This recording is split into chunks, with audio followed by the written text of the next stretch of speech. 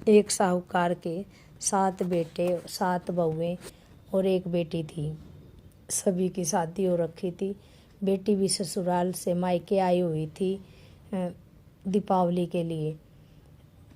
सास उनकी माँ बोलती है कि बेटा मिट्टी ले आओ, दिवाली आने वाली है, लिपाई पुताई के लिए मिट्टी।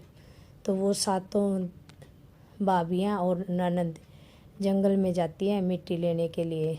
ननंद बोलती है मैं मिट्टी खोदती हूँ खुरपे से और तुम लोग भर भर के घर डालाओ। वो ऐसा करते करते मांद में उससे साहू के बच्चे कट जाते हैं। साहू माता गुस्सा होकर उसको श्राप देने लगती है, कोख बांधने की बात करती है। वो हाथ जोड़कर खड़ी हो जाती है, हे माता, मेरे से गलती से ये घोर अनर्थ हो गया, आप मुझे माफ़ करो।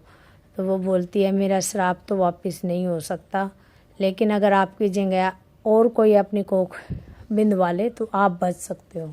तो वो हाथ जोड़कर अपनी सभी भाभियों से विनती करती है कि भाभी, मेरी सास मुझसे झगड़ा करेगी, मुझे घर से निकाल देगी, तो आप कोई एक अपनी कोख बिंदवा लो। उसकी भाभियाँ सभी मना कर देती है, लेकिन तभी बड़े वाली भाभी बोलती है कि हे माता रानी, मेरी कोख बांध दो और मेरी ननंद को छोड़ दो इस श्राप से। वो ऐसा ही करती है।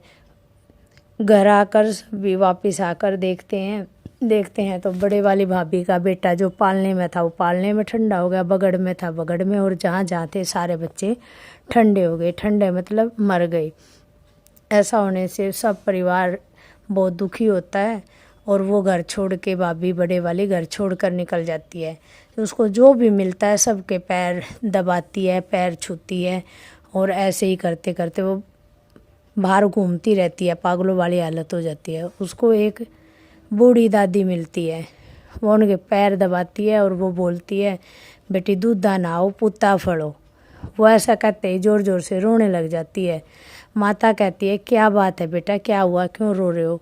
तो वो बोलती है कि वो पूरी बात बताती है, हम मिट्टी लेने गए थे और ऐसे ऐसे हो गया सब।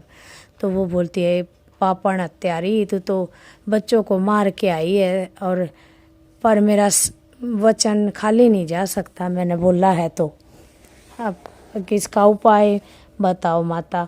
बोलती है कि जंगल में ना एक लंगड़ी गाय रहती है, तो उसकी सेवा कर कुछ दिन।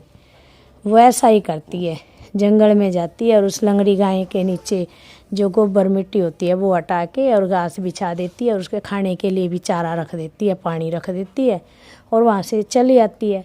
वो 5-6 दिन ऐसा करती है तो गाय माता सोचती है ऐसा कौन आ गया जो मेरी इतनी सेवा करता है। वो एक दिन पेड़ के पीछे छुप के बैठ जाती है गाय माता। वो आती है, आला सूखा हटा देती है और आला हटा देती है, सूखा कर देती है और घास और पानी रख देती है। तो गाय माता आती है, बोलती है बेटा आप मेरी इतनी सेवा क्यों कर रहे हो? तो उसको बूढ़ी दादी की बात याद आ गई। वो बोली मैं तब बताऊंगी, पहले माता रानी आप 3 वचन भर लो। वो बोली 1 वचन 2 वचन, तीसरा ना भरूं तो वचन आ रही हूँ। ऐसा बोल के फिर वो सारी बात बताती है कि जंगल में गए थे और ऐसा ऐसा मिट्टी लेने गए थे, ऐसा ऐसा हुआ।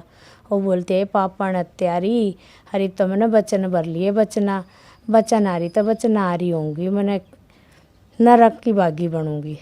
वो बोलती है ठीक है, मैं अपनी बहन साहू के पास जाऊंगी और उससे विनती करूंगी।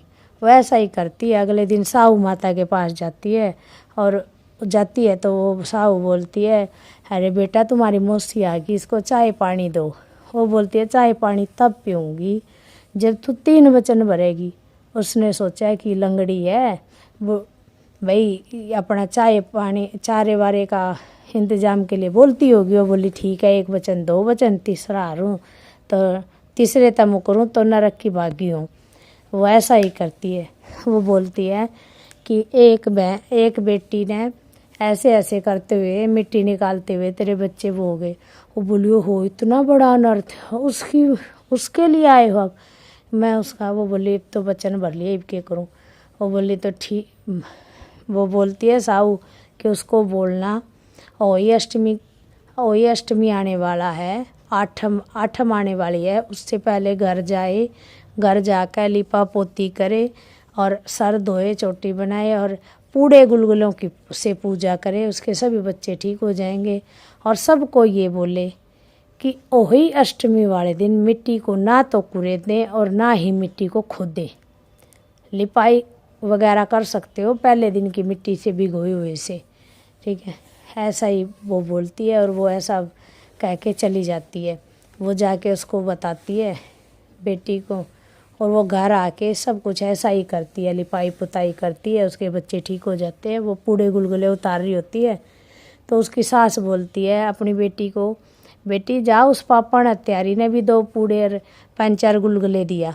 अब उसकी ननद आती है पूड़े गुलगुले देने के लिए, और तो वो देखती है कि भाभी तो नहा रही, सर धो रही, पूड़े गुलगुले तारण लाग रही, चौकली परख्या, और पालने में भी बच्चा खेलन लाग रहा, बगड़ में भी खेलन लग रहा, सारे बच्चे समझ थे।